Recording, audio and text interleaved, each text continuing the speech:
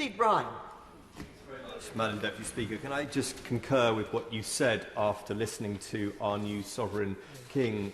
What a privilege it was to sit here together in this House of Commons chamber and listen to that address, and it gives a whole new expression to not a dry eye in the House. I thought he put it beautifully, as always. I just want to say a few things on behalf of my constituents in Winchester and Chalmers-Ford. Yesterday was, of course, the saddest day imaginable. Of course, we all knew it was coming. For a while now, I think we have known it was coming. Not least, of course, after yesterday's announcement from the Palace commenting on Her late Majesty's health, which they never do. But the sense of shock we all face today is, of course, palpable. And the sense of loss for our great country and the Commonwealth, and I too was at the Commonwealth conference in Halifax, Nova Scotia last month, is vast. This is a national moment, of course, but as my honourable friend speaking a couple of speakers ago said, it feels intensely personal, and it is. Her late Majesty spoke very movingly of her late husband, the Duke of Edinburgh, as her strength of stay, as my honourable friend from Cheltenham said earlier. But the truth was that she was our strength and stay, and that's why we're going to miss her so greatly. I was extremely honoured to meet the late Queen in 2012 as a relatively new MP at Buckingham Palace, and we all lined up with our partners, nervous as you can possibly be, and those who were there will remember that too. But as so many, almost every speaker, and I've sat through pretty much every speech today, has said, nerves went and disappeared as soon as they interacted with Her Majesty. So we needn't have worried. She asked me what constituency I represent.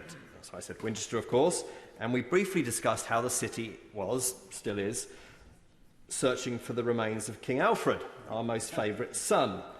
The Queen loved this, and with that trademark smile and much-mentioned twinkle in the eye, she said to me, "They've just found one of my ancestors under a car park in Leicester." which was not untrue.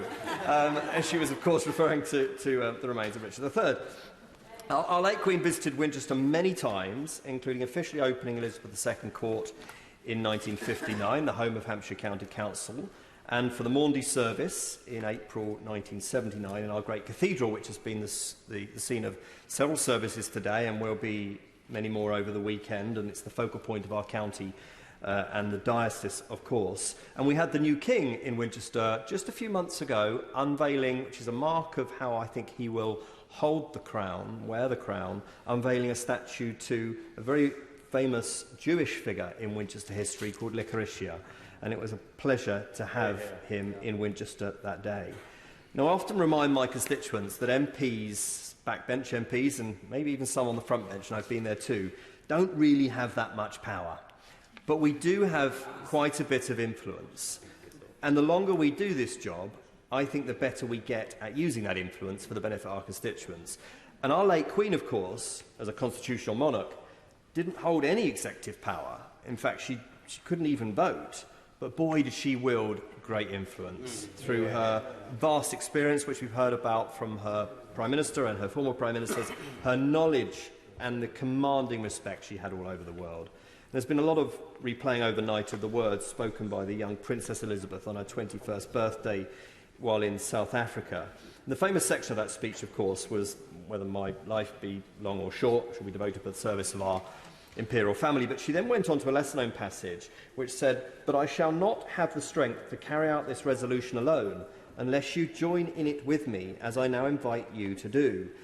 And I've always been struck by that comment as incredibly revealing and brave, because I think our then future Queen was saying, I don't embody the divine right of kings and queens, so fabled, of course, in British history. I have to earn it and I have to keep it. I need your support.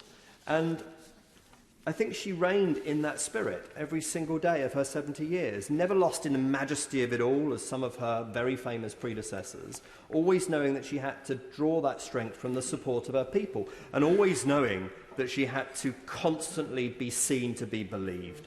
And maybe those two famous appearances on the balcony of Buckingham Palace at either end of the fabulous Platinum Jubilee weekend earlier this summer showed that right until almost the very end, she knew that she had to be seen to be believed. And I'm so glad the country and the world had those incredible moments.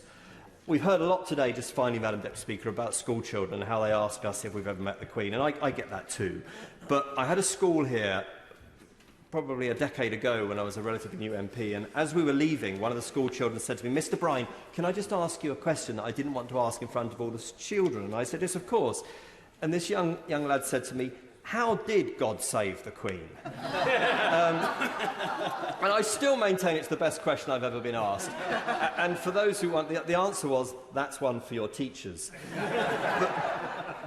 But maybe our late Sovereign Lady now knows the answer to that.